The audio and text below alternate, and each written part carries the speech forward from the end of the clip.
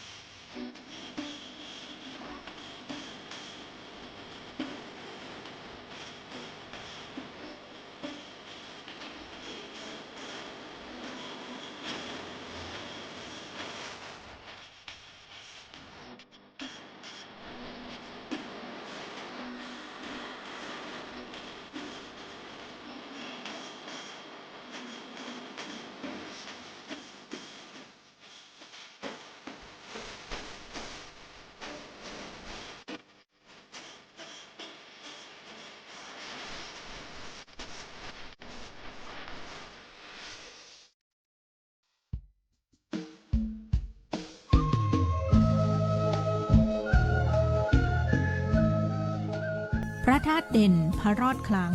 ลำไยดังกระเทียมดีประเพณีงามจามเทวีศรีหริพุนชัยท่านกำลังฟังสถานีวิทยุกระจายเสียงแห่งประเทศไทยจังหวัดลำพูนสำนักประชาสัมพันธ์เขต 3 กรมประชาสัมพันธ์ส่งกระจายเสียงในระบบ FM Stereo Multiplex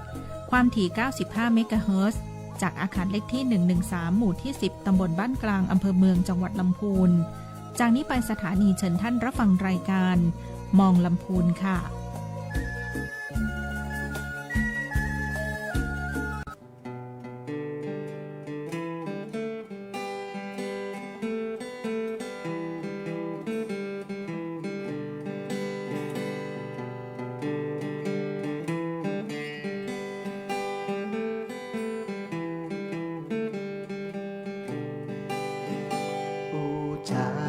ภาษาพี่น้อ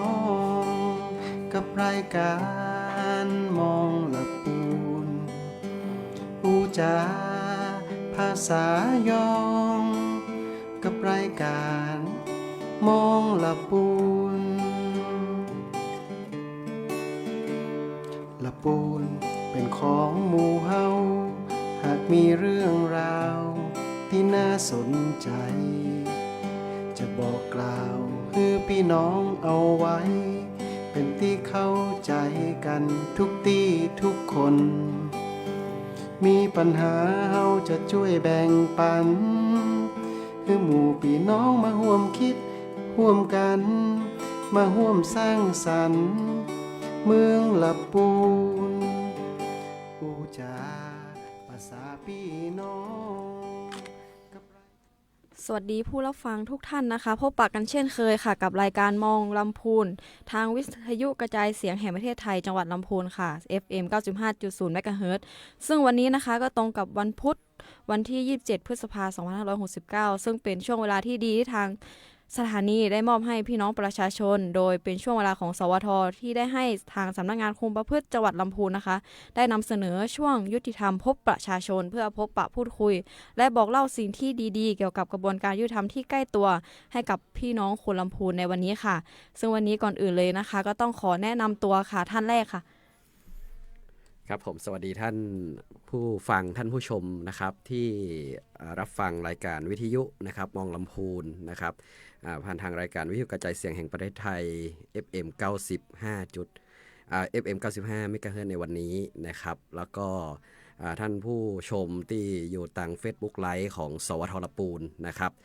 พบกันเช่นเคยครับผมกรณัฐ ตากาศนะครับพนักงานคุมพืชสำนักงานคุมประพฤติจังหวัดลำพูนครับสวัสดีค่ะหนูนางสาวกวินทิพย์ยาวัยค่ะค่ะสวัสดีค่ะดิฉันนะคะว่าที่ร้อยตรีหญิงฐานันทลินเทาล่าค่ะเป็นพนักงานคุมประพฤติค่ะซึ่งวันนี้นะคะก็จะมานำเสนอสาระเนื้อหาความรู้เกี่ยวกับสำนักงานคุมประพฤติจังหวัดลำพูนค่ะครับก็วันนี้เป็นเรื่องราวดีๆนะครับวันนี้ต้องขอบคุณทางสำนักงานยุติธรรมจังหวัดลำพูนนะครับที่ได้อำนวยความสะดวกนะครับมาให้กับสำนักงานคุมประพฤติจังหวัดลำพูนนะครับได้มาบอกเล่าข่าวสารประสบการณ์ต่างๆนะครับข่าวสารของทางสำนักงานคุมประพฤติจังหวัดลำพูนกับภารกิจของการคืนคนคุณภาพคืนสู่สังคมนะครับสำนักงานคุมประพฤติจังหวัดลำพูนเราก็มีภารกิจอยู่หลายอย่างนะครับหลายอย่างหลายภารกิจโดยกันนะครับซึ่งนำทีมโดยท่านผู้อำนวยการสำนักงานคุมประพฤติจังหวัดลำพูนนะครับท่านดารุณีชัยวรรณานะครับซึ่งท่านก็เดินทางมาปฏิบัติหน้าที่นะครับที่เป็นผู้อำนวยการนะครับก็ประมาณสัก1 เดือนนะครับเนาะท่านผู้อำนวยการใหม่นะครับก็ได้มอบหมายนะครับคือผมกับน้องๆทีมงานนะครับได้มาพบปะกับพี่น้องที่รับชมรับฟังอยู่ทางบ้านนะครับกับวันนี้ของสำนักงานคุมประพฤติจังหวัดลำพูนเฮานะครับก็เป็นหน่วยงานที่ดูแลรับผิดชอบนะครับในเรื่องของผู้กระทำผิดที่อยู่ในชุมชนนะครับพี่น้องอาจจะว่าเปิ้นมารายงานตัวคุมประพฤติยังใดนะครับก็สำนักงานคุมประพฤติเฮาก็นะครับดูแลผู้กระทำผิดนะครับที่อยู่ในพื้นที่ชุมชนนะครับใช้ชีวิตตามปกติสุขของเปิ้นนะครับก็อยู่ที่บ้านนะครับแต่เพียงแต่มี กำหนดเงื่อนไขนะครับการปฏิบัติตัวหรือกำหนดเงื่อนไขต่างๆนะครับตามที่ศาลหรือผู้มีอำนาจเป็นผู้กำหนดไว้นะครับซึ่งในของจังหวัดลำพูนเฮาก็มีประมาณปีละประมาณ2,000 คน 2,000 กว่าคนนะครับเนาะปีละนะครับที่มีการศาลมีกำหนดเงื่อนไขให้คุมความพืชโดยมีเงื่อนไขต่างๆนะครับอย่างเช่นเงื่อนไขการรายงานตัวนะครับเนาะก็จะรายงานตัวโดยปกติแล้วก็ที่หันก็จะสัก3 เดือน 1 ครั้งนะครับเงื่อนไขเรื่องของการทำงานบริการสังคมนะครับแล้วก็การเข้าร่วมกิจกรรมนะครับหรือการแก้ไขฟื้นฟูต่างๆนะครับโดยเฉพาะอย่างยิ่งนะครับเราเป็นหน่วยงานที่รับผิดชอบดูแลแก้ไขฟื้นฟูนะครับผู้กระทำความผิดที่อยู่ในชุมชนนะครับซึ่งเราคุมความผิดผู้ถูกคุมความผิดเนี่ยตามเงื่อนไขนะครับที่ศาลนะครับหรือผู้มีอำนาจกำหนดมานะครับก็ภารกิจแห่งหลักๆสำคัญนะครับก็คือการปรับเปลี่ยนพฤติกรรมนะครับของผู้กระทำความผิดนะคือมีเป้าหมายนะครับเรามีเป้าหมายสำคัญที่จะลดการกระทำความผิดนะครับที่จะมีโอกาสเกิดการกระทำความผิดซ้ำนะครับแล้วก็สูงที่สุดเลยเป้าหมายของเราคือคืนคนคุณภาพสู่สังคมนะครับอันนี้ก็จะเป็นภาพรวมของภารกิจของสำนักงานคุมประพฤติจังหวัดลำพูนเฮานะครับซึ่งถ้าไปมองดูลึกๆแล้วนะครับในสำนักงานก็จะแบ่งงานออกเป็นหลายงานเหมือนกันนะครับก็จะมีทั้งงานสืบเสาะและพินิจนะครับเนาะงานสืบเสาะและพินิจก็เป็นกระบวนการที่แสวงหาข้อเท็จจริงนะครับเกี่ยวกับผู้ต้องหาหรือจำเลยนะครับเพื่อที่จะทำรายงานความเห็นนะครับประกอบการพิจารณาของศาลอันนี้จะอยู่ในชั้นก่อนที่พิพากษานะครับก็คือยังเป็น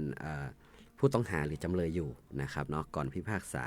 ก็งานสืบเสาะและพินิจก็จะเป็นแห่งหนึ่งงานที่ทางสำนักงานคุมพืชนะครับได้ดำเนินการอยู่นะครับก็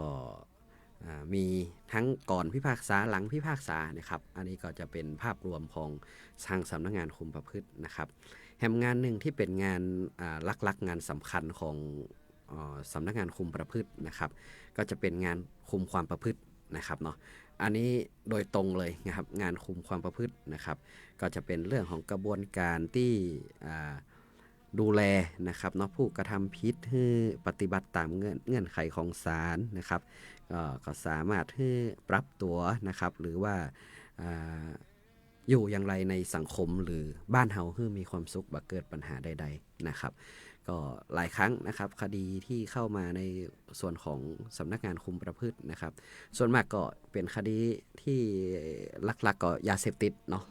อันนี้อันดับที่1นะครับอันดับที่1เลยนะครับก็คือเรื่องของยาเสพติดนะครับการใช้สารเสพติดหรือยาเสพติดนะครับรองลงมาก็อาจจะเป็นคดีทั่วไปนะครับเช่นขับรถประมาทนะครับเรื่องของการเมาแล้วขับรถขณะดื่มขับรถนะครับขณะเมาสุรานะครับเนาะก็จะเห็นได้จากช่วงเทศกาลต่างๆเนาะน้องสายเนาะเทศกาลต่างๆที่ต่างสำนักงานคุมพืชพยายามรณรงค์ประชาสัมพันธ์อย่างยิ่งเลยว่าดื่มไม่ครับนะครับเนาะเพราะว่าในเรื่องของภารกิจนะครับในป้องกันหรือสร้างความสังคมสร้างให้สังคมมีความปลอดภัยก็เป็นแห่งภารกิจของสำนักงานนะครับส่วนงานคุมประพฤติเนี่ยครับโดยปกติท่านผู้ชมท่านผู้ฟังก็จะเห็นว่าบางทีบางท่านอาจจะคุมประพฤติเปิ้นมารายงานตัวที่ศูนย์แต่ละที่แต่ละอำเภอเนาะนะครับก็เพื่ออำนวยความสะดวกนะครับกับพี่น้องที่เป็นผู้ถูกคุมความประพฤติแล้วก็เพื่อลดค่าใช้จ่ายต่างๆนะครับเราก็จะมีศูนย์การรับรายงานตัวนะครับหรือว่าศูนย์ประสานงานอาสาสมัครคุมประพฤติศูนย์คุมประพฤติภาคประชาชนนะครับอยู่ในแต่ละพื้นที่อยู่ในแต่ละอำเภอนะครับก็ไปขอใจสถานที่เปิ้ลนะครับเนาะในการอำนวยความสะดวกกับผู้ถูกคุมความประพฤติหรือสมาชิกของสำนักงานที่จะมารายงานตัวนะครับเนาะหรือมาทำกิจกรรมต่างๆนะครับก็จะเป็นงานคุมประพฤตินะครับที่จะดูแลหลังจากมีคำพิพากษาแล้วนะครับอันนี้เห็นหนึ่งงานนะครับก็โดยรวมนะครับเมื่อเราดูแลผู้ถูกคุมความประพฤตินะครับดูแลสมาชิกของเราหลายๆคนหลายๆ กลุ่มนะครับก็จะมีในเรื่องของมีกลุ่มทั้งผู้ถูกคุมความประพฤติทั้งที่เป็นกลุ่มเปราะบางทางสังคมนะครับเนาะเป็นกลุ่มที่ต้องได้รับการช่วยเหลือนะครับอันนี้เขาก็จะมีงานเรื่องของการสงเคราะห์ช่วยเหลือแหมงานสงเคราะห์ช่วยเหลือไม่ว่าจะเป็นทุนประกอบอาชีพต่างๆนะครับเนาะหรือจะเป็นสงเคราะห์ช่วยเหลือในเรื่องของการศึกษาในเรื่องของกิจกรรมต่างๆนะครับก็จะสงเคราะห์ช่วยเหลือไปนะครับอันนี้ก็จะเป็นแหมหนึ่งงานนะครับหรือบางท่านอาจจะเห็นว่าโอ้สำนักงานคุมประพฤติมาทำพัฒนาทำความสะอาดสถานที่ตรงวัดนี้หรือพัฒนาทำความสะอาดสถานที่ตามหน่วยงานราชการหรือพื้นที่สาธารณะต่างๆนะครับก็จะเป็นการทำงานบริการสังคมนะครับซึ่งก็ตามเงื่อนไขที่ศาลกำหนดไว้นะครับบอกว่าจะเป็นศาลกำหนดไว้ว่าให้ทำงานบริการสังคมตามเงื่อนไขนะครับบางคนอาจจะ12ชั่วโมงเนาะ24ชั่วโมงนะครับหรือบางคนก็จะมีในเรื่องของการทำงานบริการสังคมแทนค่าปรับนะครับเนาะก็แทนค่าปรับก็บ่ได้จ่ายค่าปรับเปิ้ลนะครับแต่ขอศาลว่าขอทำงานแทนค่าปรับเนาะศาลก็บางคดีหรือบางผู้ถูกคุมความประพฤติก็จะได้ในเงื่อนไขของการทำงานบริการสังคมแทนค่าปรับนะครับก็เหล่านี้นะครับเป็นภารกิจที่จะดูแลนะครับแก้ไขให้เป็นผู้กระทำความผิดซึ่งอยู่ในชุมชนนะครับได้กลับมาเป็นคนที่คุณภาพนะครับคนคุณภาพของสังคมนะครับทั้งนี้ทั้งนั้นนะครับงานของสำนักงานคุมประพฤตินี่เยอะนะน้องไซเยอะนะมีเยอะหลายอย่างนะครับเนาะทั้งดูแลทั้งพัฒนาแก้ไขฟื้นฟูทั้งหมดเลยนะครับเนาะก็จะมีภาคีเครือข่ายที่เป็นผู้ร่วมสนับสนุนงานนะครับก็เป็นท่านอาสาสมัครคุมประพฤตินะครับเนาะที่จะเข้ามามีบทบาทเป็นผู้ช่วยของพนักงานคุมประพฤติเป็นผู้ช่วยของต่างสำนักงานที่จะช่วยดูแลนะครับเนาะว่ามีอาสาสมัครคุมประพฤติดูแลสมาชิกน้องๆของสำนักงานคุมประพฤติรายนี้ก็จะมีท่านนี้เป็นคนดูแลนะครับแล้วก็อาสาสมัครคุมประพฤตินี่ก็จะได้รับการแต่งตั้งนะครับเนาะจากอธิบดีกรมคุมประพฤตินะครับซึ่งก็แต่งตั้งถูกต้องตามกฎหมายนะครับกว่าจะได้เป็นก็ผ่านกระบวนการหลายขั้นตอนนะครับซึ่งในการจัดรายการครั้งก่อนก็ได้เรียนเชิญท่านเนาะมาพูดคุยกับพ่อแม่พี่น้องมาพูดคุยกับท่านผู้ชมนะครับซึ่งท่านอาจารย์วิเชียรปรงจิตท่านเป็นประธานอาสาสมัครคุมประพฤติจังหวัดลำพูนนะครับก็ได้มาพูดคุยแล้วก็คณะกรรมการนะครับมาพูดคุยกันนะครับก็มันเป็นงานของอาสาสมัครคุมประพฤติเนาะน้องไซใช่ค่ะแหมงานหนึ่งงานชมรมทูบีนัมเบอร์วันเป็นอย่างไรพ่องงานชมรมทูบีนัมเบอร์วันสำนักงานคุมประพฤติจังหวัดลำพูนนะคะตอนนี้ก็ได้น้องสมาชิกแกนนำคนใหม่เนาะชื่อน้องจ้าโอเนาะได้มาขับเคลื่อนงานชมรมของเราซึ่งกิจกรรมเนี่ยก็จะมีความสอดคล้องกับภารกิจของสำนักงานคุมประพฤติในการฟื้นฟูแก้ไขฟื้นฟูผู้กระทำความผิดเนาะแล้วก็จะทำให้น้องๆสมาชิกแกนนำเนี่ยรู้สึกมีความภาคภูมิใจในการดำเนินกิจกรรมแฮมตัวค่ะอ๋อภาคภูมิใจอันนี้ก็เป็นงานชมรมทูบีนัมเบอร์วันนะครับคืองานชมรมทูบีนัมเบอร์วันของสำนักงานคุมประพฤติก็จะเป็นแฮมหนึ่งงานนะครับก็คือได้ก่อตั้งนะครับจัดตั้งขึ้นมานะครับของเพื่อที่จะรณรงค์แก้ไขนะครับปัญหายาเสพติดนะครับซึ่งสำนักงานเราก็ทำงานเกี่ยวกับยาเสพติดอยู่แล้วเนาะทำงานเกี่ยวกับยาเสพติดอยู่แล้วทุกอย่างนะครับเนาะก็ซึ่งมันไปสอดคล้องนะครับกับของโครงการพอดีนะครับเนาะเราก็เลยได้น้อมนำนะครับมาสู่สำนักงานคุมประพฤติแล้วก็มาทำกิจกรรมนะครับในภาพของชมรมทูบีนัมเบอร์วันของสำนักงานคุมประพฤติจังหวัดลำพูนนะครับอันนี้ก็จะเป็นภาพกว้างๆรวมภาพรวมของสำนักงานคุมประพฤตินะครับทั้งหมดเลยนะครับว่าวันนี้สำนักงานคุมประพฤติจังหวัดลำพูนเนาะมีภารกิจบทบาทหน้าที่อย่างไรพ้องนะครับแล้วก็วันนี้นะครับก็ต้องขอแสดงความยินดีกับ2ท่านนะครับเนาะท่านอาสาสมัครคุมประพฤตินะครับที่ได้รับรางวัลอาสาสมัครคุมประพฤตินะครับดีเด่นกระทรวงยุติธรรมดีเด่นนะครับ ซึ่งก็ปฏิบัติงานอาสาสมัครคุมพืชมากันอย่างยาวนานนะครับแล้วก็วันนี้มีพิธีมอบนะครับ แม่น โล่ ค่ะ นะครับอาสาสมัครคุมพืชดีเด่นนะครับอยู่2ท่านนะครับก็คือท่านอุทัยสาธรรมนะครับอาสาสมัครคุมพืชอำเภอปะซางนะครับเนาะแล้วก็ท่านชยุตราวงจาธนโชตนะครับอาสาสมัครคุมพืชอำเภอบ้านโฮงนะครับก็อย่างที่นำเรียนไปนะครับเนาะก็งานอาสาสมัครคุมพืชก็ได้เข้ามาช่วยเหลือมีส่วนสนับสนุนสำนักงานนะครับทั้งในเรื่องของการแก้ไขฟื้นฟูผู้กระทำผิดนะครับ ค่ะ การติดตามดูแลช่วยเหลือสงเคราะห์นะครับผู้ถูกคุมพืชเป็นรายบุคคลนะครับแล้วก็บางครั้งบางทีก็แสวงหาข้อเท็จจริงนะครับในงานสืบเสาะและพินิจต่างๆนะครับสนับสนุนภารกิจของสำนักงานคุมประพฤตินะครับสำคัญที่สุดของการเป็นอาสาสมัครคุมพืชก็คือมีส่วนร่วมในการป้องกันปัญหาอาชญากรรมนะครับป้องกันไม่ให้เกิดในพื้นที่ชุมชนนะครับเนาะอันนี้เป็นภารกิจหลักๆของท่านอาสาสมัครคุมพืชนะครับถ้าสนใจนะครับก็ติดต่อได้ที่สำนักงานนะครับน้องสาย ใช่ค่ะ ติดต่อได้ที่สำนักงานคุมพืชเจ้าละปูนได้เลยนะครับท่านที่สนใจในงานอาสาสมัครนะครับที่ทำงานด้วยหัวใจอาสาต่างๆนะครับ สามารถโทรมาสอบถามข้อมูลเพิ่มเติมได้ถ้าสนใจที่จะสมัครเป็นอาสาสมัครคุมประพฤติจังหวัดลำพูนค่ะ นะโอเคนะครับเอาไปดูงาน ชมรมทูบีนัมเบอร์วันดีกว่าใกล้ๆละใกล้ๆจะถึงเลยเนาะว่าคือปีนี้ของชมรมทูบีวันเราได้เข้าสู่การประกวดระดับประเทศนะครับ แน่นอน ในเดือนกรกฎาคมที่จะถึงนี้นะครับแล้วก็วันที่4มิถุนายนนะครับ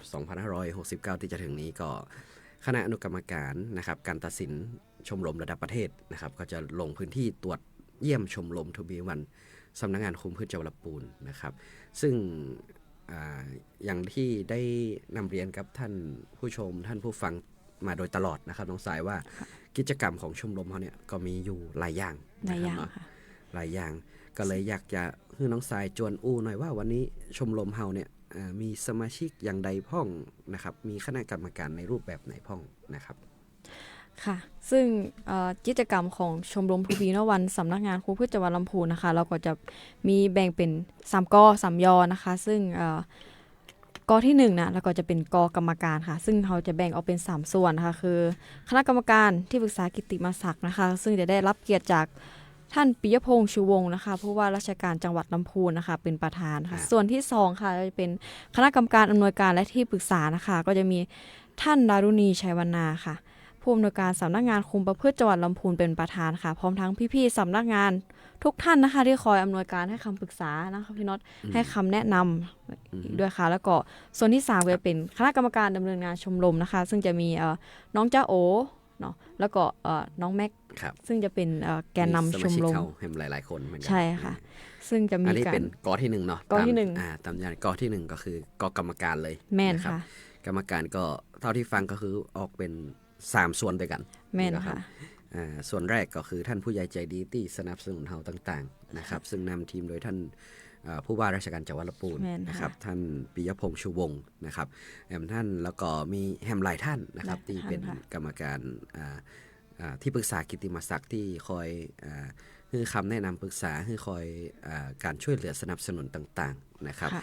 รวมถึงท่านพระเดชพระคุณท่านพระครูกิติปริยัตินิเวศนะครับท่านเจ้าวัดไม้สารปลาขามนะครับก็ได้สนับสนุนช่วยเหลือชมรมมาโดยตลอดนะครับ ค่ะ แล้วก็ส่วนที่2ก็เป็นกรรมการที่ปรึกษาชมรมนะครับเนาะซึ่งนำโดยท่านผู้อำนวยการสำนักงานคุมพืชจังหวัดลำพูนเลยนะครับก็ท่านดารุณีชัยวรรณา ค่ะ พร้อมๆกับท่านรองผู้อำนวยการนะครับวันธนาเป็งอินตานะครับ แม่น เนาะ ค่ะ ท่านหัวหน้ากลุ่มงานนะครับหัวหน้าฮิรัญญาคำปัดนะครับ ค่ะ ท่านหัวหน้าสุรินดามูลทินะครับเนาะก็เป็นนะครับเป็นเรี่ยวเป็นแรงในการ แม่น ช่วยกัน ค่ะ สนับสนุนนะครับ ค่ะ ในการขับเคลื่อนงานชมรมทูบีน้ำวันนะครับ ค่ะ ทีนี้เราก็มาสู้ในส่วนของคณะกรรมการดำเนินงานแล้วว่าวันนี้คณะกรรมการดำเนินงานของเราเนี่ยครับมีน้องๆนะครับเนาะวันนี้น้องจ้าโอก็มาใหม่ๆเลยเนาะ มาใหม่ๆนะครับก็ ได้มีพี่ๆชักชวนนะครับเชิญชวนให้เข้ามาเป็นแกนนำในชมรม To Be Number One ของเรานะครับก็3รุ่นนะครับเนาะที่ผ่านมานะครับน้องสายในเรื่องของคณะกรรมการการดำเนินงานนะครับก็เห็นในเรื่องของการความต่อเนื่องนะครับว่าวันนี้เนี่ยคณะกรรมการเรามีการส่งรุ่นต่อรุ่นไปเรื่อยๆนะครับจากตั้งแต่รุ่นแรกนะครับไปรุ่นที่2นะครับรุ่นที่2ก็เข้าสู่ระดับประเทศนะครับแล้วก็รุ่นที่3รุ่นนี้ก็เข้าสู่ระดับประเทศเหมือนกันนะครับก็ซึ่งคณะกรรมการการดำเนินงานเนี่ยก็มาจากสมาชิกของสำนักงานสมาชิกชมรมทั้งหมดนะครับค่อนข้างจะเยอะหน่อยปีนี้มีตาใดครับน้องสายมีเกือบ 3,000 ค่ะเกือบ 3,000 กว่าคนนะครับก็คือสมาชิกที่อยู่ในสำนักงานคุมพืชแล้วก็จะเป็นสมาชิกสามัญนะครับเกือบ 3,000 กว่าคนนะครับก็ถือว่าเป็นองค์กรที่ช่วยกันนะครับรณรงค์แก้ไขปัญหาเรื่องของยาเสพติดนะครับแล้วก็จริงๆแล้วในการขับเคลื่อนชมรมเนี่ยเรามีในเรื่องของการโครงสร้างระเบียบแบบแผนนะครับถูกต้องนะครับตามที่โครงการได้กำหนดไว้เหมือนกันครับน้องสายอันนี้กอแรกเนาะกอแรกนี่ก็คณะกรรมการมีละทุกอย่างมีละนะครับเมื่อมีคณะกรรมการมีคนละนะเวลาเขาจะไปเนี่ยอย่างมันต้องมีทุนหน่อยแม่นก่อนเวลาเขาจะไปทำอย่างจัดอย่างเขาต้องมีทุนหน่อยเนาะแม่นค่ะไปพอกอที่2บนห้องว่ากออย่างกับน้องใสกองทุนค่ะซึ่งกองทุนนะแหล่งที่มาของกองทุนของชมรมของเราเนี่ยก็จะมีการสนับสนุนของส่วนราชการค่ะแล้วก็การสนับสนุนของผู้ใหญ่ใจดีค่ะแล้วก็จะมีน้องๆสมาชิกนะคะซึ่งจะหารายได้จากการขายเสื้อชมรมค่ะการเปิดร้านค้าน้องมีสุขแล้วค่ะแล้วก็บอกว่าจะเป็นถึงการขายขยะกิจกรรมขยะคืนค่าเนาะอันนี้กองทุนเนาะเมื่อมีคนแล้วนะครับมันก็ต้องมีกองทุนเพื่อที่จะขับเคลื่อนกิจกรรมต่างๆนะครับก็อย่างที่น้องทรายได้นำเรียนไปนะครับก็ว่า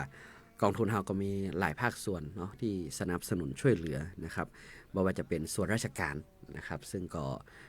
ทางจังหวัดลำพูนนะครับโดยสำนักงานสาธารณสุขจังหวัดลำพูนนะครับก็เป็นพี่เลี้ยงคอยสนับสนุนงบประมาณนะครับทั้งในเรื่องของการเข้าสู่การประกวดระดับประเทศนะครับหรืองบประมาณในภาคส่วนต่างๆนะครับที่ทางโครงการ To Be Number One ได้สนับสนุนนะครับแล้วก็เป็นที่2ก็คือสนับสนุนจากผู้ใหญ่ใจดีนะครับก็มีหลายๆท่านไม่ว่าจะเป็นท่านจากชมรมอาสาสมัครคุมประพฤตินะครับจากท่านต่างๆที่ได้กรุณานะครับสนับสนุนเห็นว่ากิจกรรมของน้องๆนะครับเป็นกิจกรรมที่เป็นภารกิจซึ่งสอดคล้องกับการคืนคุณภาพสู่สังคมนะครับก็ได้สนับสนุนนะครับมาทั้งเป็นสิ่งของก็ดีมาทั้งเป็นในรูปของตัวเงินนะครับมาที่ชมรมนะครับแล้วก็ทั้งนี้ชมรมยังมีกิจกรรมหารายได้แม่นก่อนน้องสายกิจกรรมหารายได้หลักๆก็คือการจำหน่ายเสื้อนะครับเสื้อของชมรมนะครับแล้วก็ร้านค้าน้องมีสุขอยู่ตั้งใดครับน้องร้านค้าน้องมีสุขอยู่หน้าสำนักงานคุมประพฤติเลยค่ะตั้งอยู่หน้าสำนักงานคุมพืชเจ้าละปูนเลยเนาะจำหน่ายอย่างเป็นเมนูหลักน้ำส้มเนาะจ่ายจำหน่ายน้ำส้มคั้นนะครับก็สามารถนะครับท่านผู้ชมท่านผู้ฟังที่ฟังอยู่นะครับผ่านไปสำนักงานคงพืชนะครับแวะไปลองชิมน้ำส้มคั้นนะครับของร้านค้าน้องมีสุขสนับสนุนกิจกรรม To Be Number One ของสำนักงานคงพืชได้นะครับก็ที่บริเวณด้านหน้าสำนักงานคงพืชเลยนะครับก็มีสิ่งของหลายอย่างนะครับจัดจำหน่ายเป็นร้านค้าน้องมีสุขนะครับรวมถึงผลิตภัณฑ์เป็นของสมาชิกเองที่เรานำมาจัดจำหน่ายนะครับเนาะแล้วก็กิจกรรมขยะคืนค่าอีกครับแม่นค่ะขยะคืนค่านี่เป็นอย่างไรพ่อน้องทรายกิจกรรมก็คือขยะถ้าสมมติว่าถ้าเราทิ้งหรือว่าเฉยๆเนี่ยมันก็มันมีคุณค่าอยู่แต่ถ้าสมมติว่าถ้าเราแบบมองหาขยะที่แบบ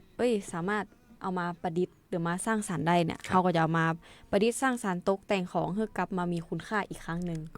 บ่ได้ไปทิ้งให้มันเสียเปล่าครับอย่างเช่นยกตัวอย่างอย่างเช่นถุงกาแฟอย่างต่างๆเนาะสามารถเอามาพับเป็นหมวกได้เป็นหมวกเป็นกระเป๋าเป็นหมวกเป็นกระเป๋าได้นะครับแล้วก็ อย่างต่างๆที่มันเป็นขยะที่ แม่นค่ะ เฮายังมองเห็นว่ามันยังสามารถนำมากลับมาใช้เป็นคุณค่าได้ก็มาใช้เป็นผลิตภัณฑ์ทำเป็นผลิตภัณฑ์ขึ้นมา แม่นค่ะ นะครับในขยะคืนค่านะครับ แล้วก็ได้ข่าวว่าได้ประชาสัมพันธ์ให้กับชมรมเพื่อนๆสมาชิกของเฮานี่ได้รู้จักการคัดแยกขยะตัวไหมครับ แม่นค่ะ อันนี้จะอยู่ในกอกิจกรรมแล้วเนาะ แม่นค่ะ อ๋อ ได้เข้าสู่กอกิจกรรมแล้ว จะมีกอกิจกรรมอยู่นะครับ อันนี้ถือว่าเป็นแหล่งที่มาของเงินทุนต่างๆนะครับ แม่นค่ะ ที่ใช้ก็มีใบเลอะใบมานักใบหลายนะครับเนาะ นะครับ เพื่อในการขับเคลื่อนช่วยเหลือชมรมไปนะครับ ค่ะ อย่างต่อเนื่องนะครับ แต่ทั้งนี้ทั้งนั้นท่านก็สบายใจได้นะครับ เพราะว่าการใช้เงินนะครับของชมรมทูบีน้ำวันนะครับ เอามีระเบียบการเบิกจ่ายที่ชัดเจนนะครับเนาะแล้วก็การใช้จ่ายอย่างเนี้ยเราก็สามารถที่จะตรวจสอบได้ว่าวันนี้เอาใจจ่ายในเรื่องอันไหนนะครับแล้วก็มีการจัดทำบัญชีต่างๆนะครับขึ้นอยู่เสมออยู่ละนะครับ อันนี้กองทุนนะครับเนาะ ค่ะ ก็อันที่3แล้วครับ อันที่สามก็จะ มี เป็น คนเนาะ มีคนละ มีคณะกรรมการมีเงินละ มีเงินละ สุดท้ายก็ต้อง ก็ต้อง ทำกิจกรรม แม่นค่ะ นะครับก็ต้องทำกิจกรรมนะครับ กิจกรรมเนี่ยถ้าตามหลักของโครงการ To be number one แล้วก็เปิดก็แบ่งออกเป็น3ยุทธศาสตร์ แม่น นะครับ3ยุทธศาสตร์หลักของโครงการนะครับ ถ้ายุทธศาสตร์ที่1เนี่ยเปิ้นว่าอย่างไรครับน้องสาย ยุทธศาสตร์ที่หนึ่งค่ะก็จะเป็นการ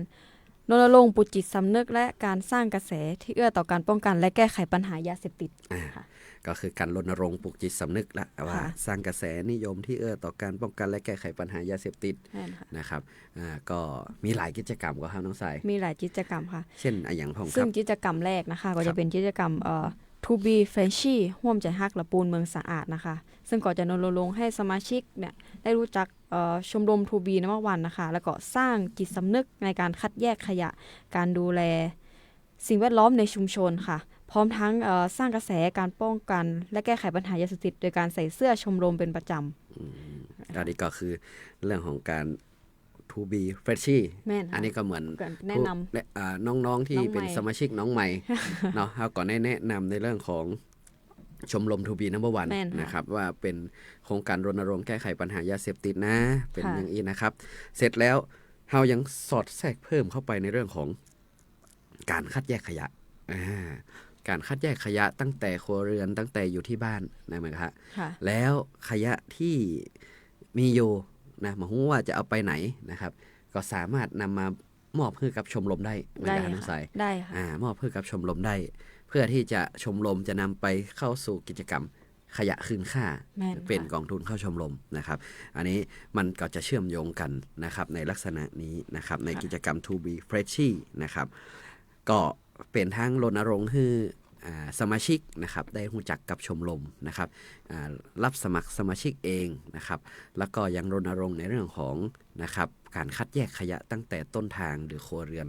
นะครับของสมาชิกตัวนะครับ อันนี้ก็จะเป็นการรณรงค์ในยุทธศาสตร์ที่1นะครับ ยุทธศาสตร์ที่หนึ่ง อันต่อไปเห็นว่ามีการออกไปรณรงค์เกี่ยวกับแชร์ประสบการณ์ให้น้องๆที่ในโรงเรียนตัวอีมีก็ แม่นค่ะ มีค่ะ แล้วก็ได้ไปแชร์ประสบการณ์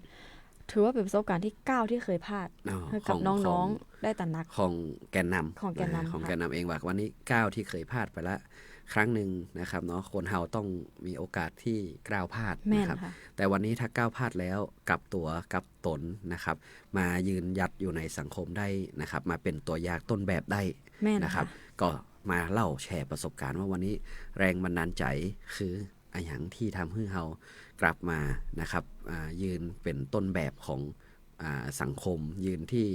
อยู่ในสังคมได้อยังมีความสุขนะครับ อันนี้ก็จะเป็นการเล่าบอกประสบการณ์แม่นกับครับน้อง แม่ ใส นค่ะ อ่า แล้วเขาก็ยังมีการเผยแพร่คลิปสั้น ครับ โอกาสของชีวิตนะคะ อืม เพื่อกับเพื่อนๆในแฟนเพจ Facebook ครับ ได้รับชมแล้วก็ได้ดูของการใช้ชีวิต ครับ ที่เพื่อนอยากจะเริ่มต้นใหม่ อ๋อ ครั้งหนึ่ง ก็ ค่ะ มีคลิปสั้นทาง แม่นค่ะ ทางเผยแพร่ทางสื่อออนไลน์ของชมรมตัว แม่นค่ะ เนาะมีแหมอย่างหนึ่งเรื่องของ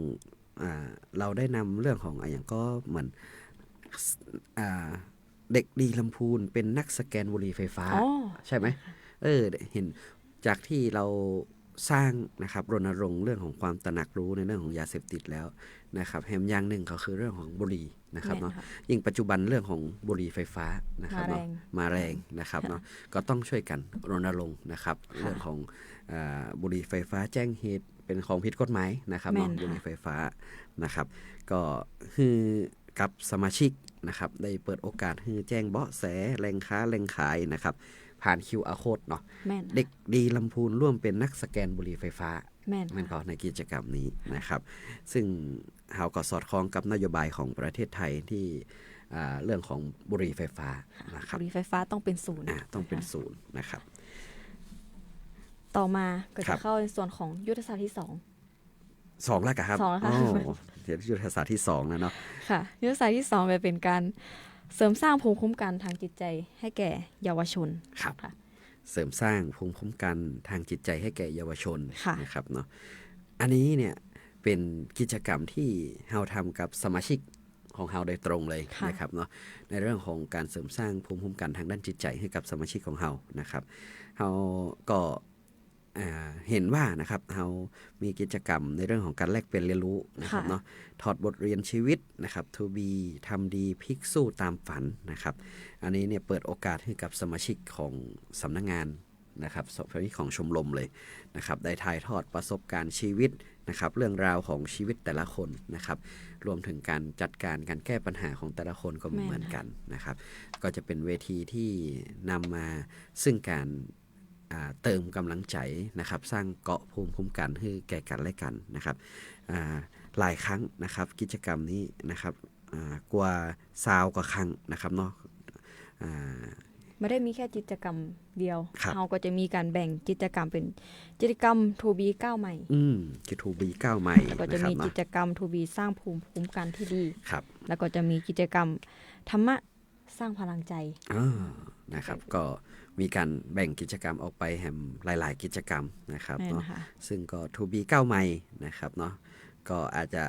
เป็นจุดเริ่มต้นของก้าวที่สมาชิกเรามาอยู่ในชมรมนะครับได้คุยกันเพื่อที่จะสร้างเกาะภูมิคุ้มกันนะครับในการที่จะก้าวเข้าไปข้างหน้านะครับเนาะหรือก้าวใหม่นะครับ To be สร้างภูมิใหม่ที่ดีนะครับอันนี้ก็จะเป็นสมาชิกที่บางทีบางครั้งก็ยังแบบผิดพลาดนะครับยังผิดพลาดยังหวนคืนกลับไปใช้ยาเสพติดอยู่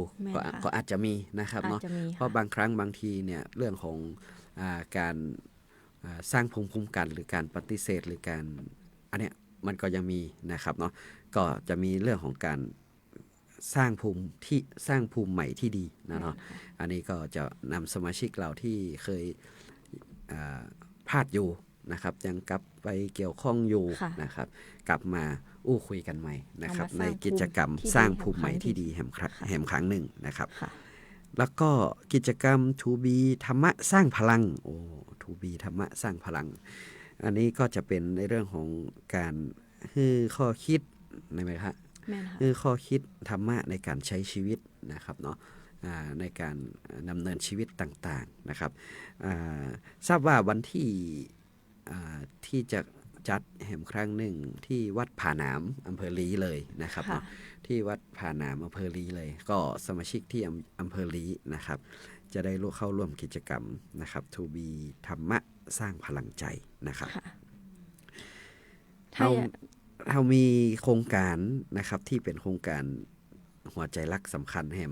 โครงการหนึ่งของชมรมเราก็คือโครงการใครติดยายกมือขึ้นแม่นค่ะอันนี้เป็นอย่างไรพ่อครับน้องสายก็จะเป็นโครงการในการที่ช่วยสอดส่องดูแลเพื่อนสมาชิกนะคะที่ยังปิ๊ก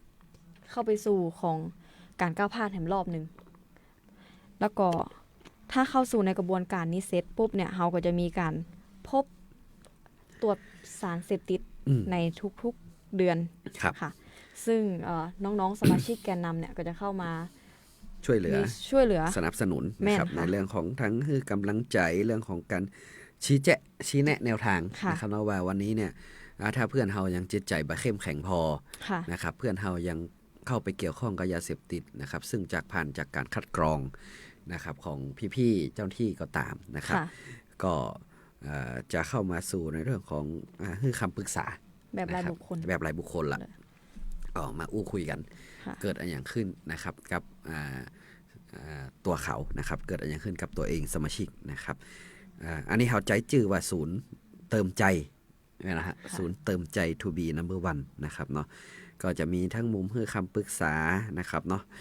ก็สามารถปรึกษาได้ฟรีนะครับไม่มีค่าใช้จ่ายใดๆเลยนะฮะ ก็ภายใต้แนวคิดนะครับของศูนย์เพื่อนใจนะครับ to be number one ก็คือปรับทุกข์สร้างสุขแก้ปัญหาพัฒนา EQ นะครับอันนี้ก็จะเป็นภายใต้นะครับกรอบนะครับของโครงการ to be number one ของทางโครงการของ to be number one เลยนะครับแล้ว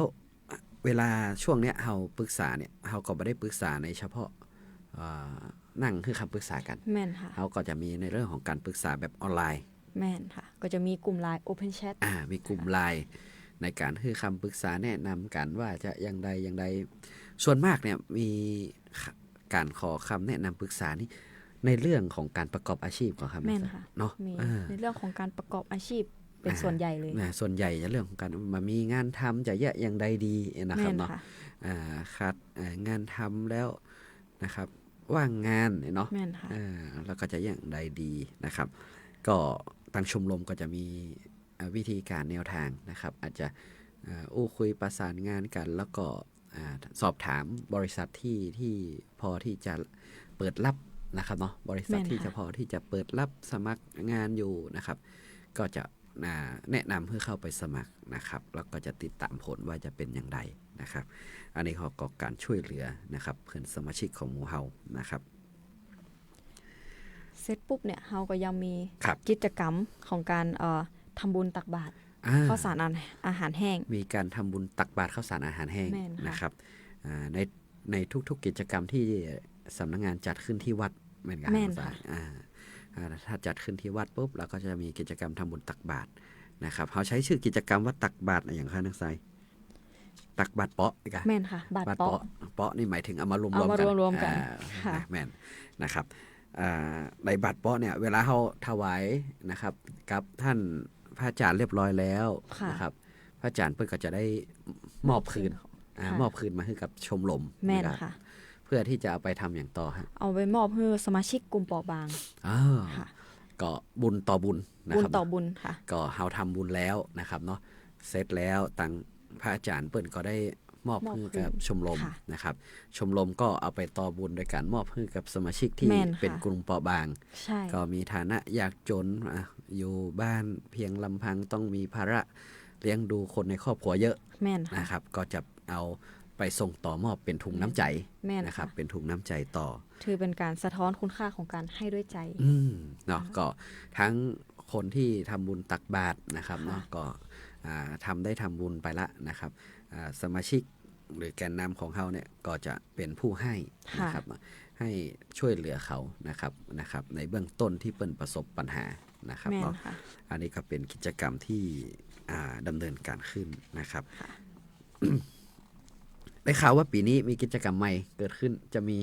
มีกิจกรรมตลาดนัดคนดี โอ้ To be number one ค่ะ ตลาดนัดคนดี to be number one ค่ะ จริง ๆ แล้วกิจกรรมนี้เราจัดมาทุกวันอังคารแรกของเดือน แม่นค่ะ นะครับทุกวันอังคารแรกของเดือนนะครับ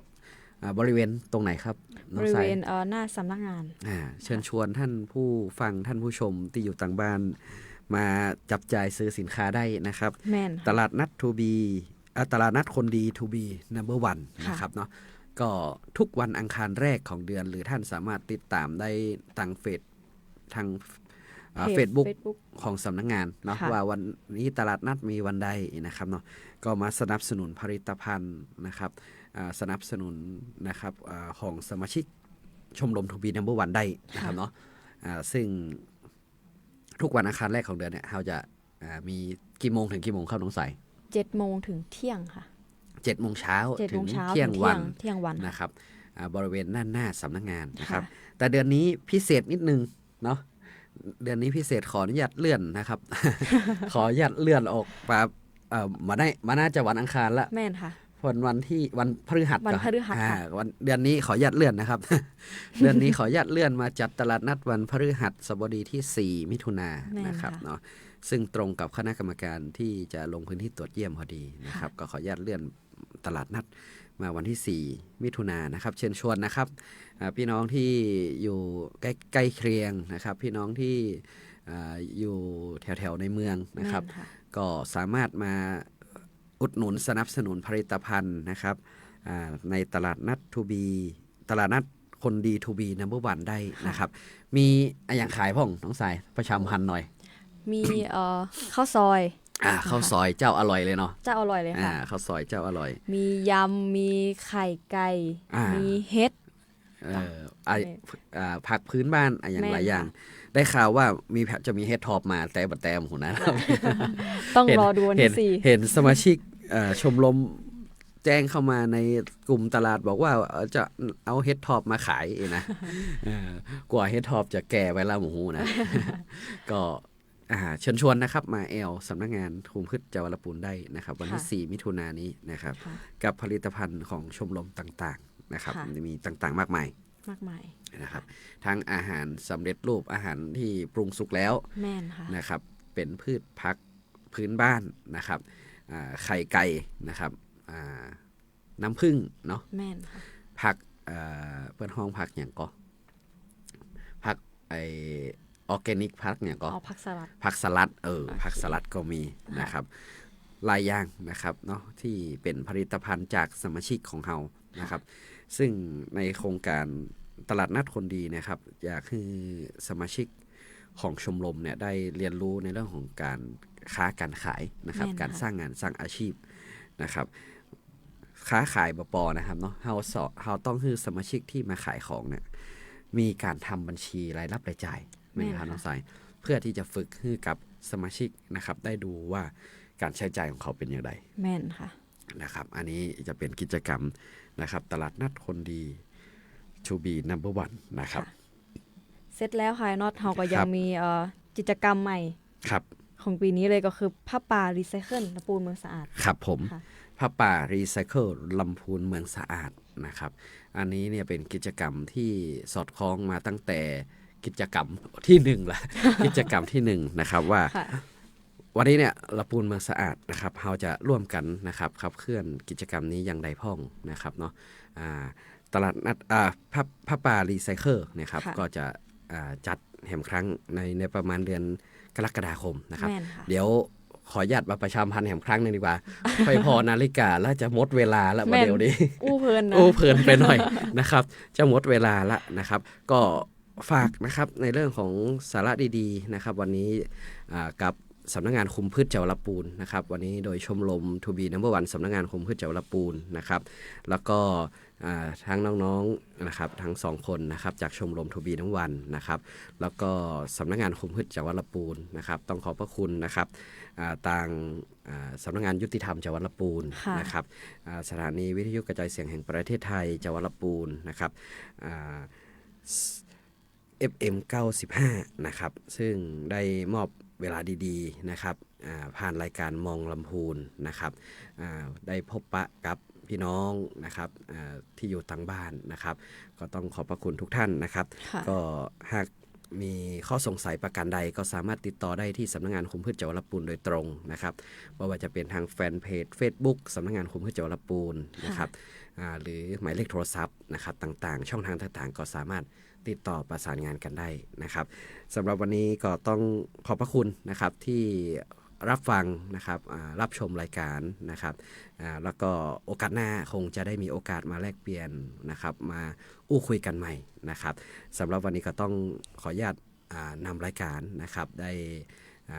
จากทุกท่านไปก่อนนะครับแล้วก็พบกันใหม่โอกาสหน้านะครับสำหรับวันนี้ขอบคุณแล้วก็สวัสดีครับ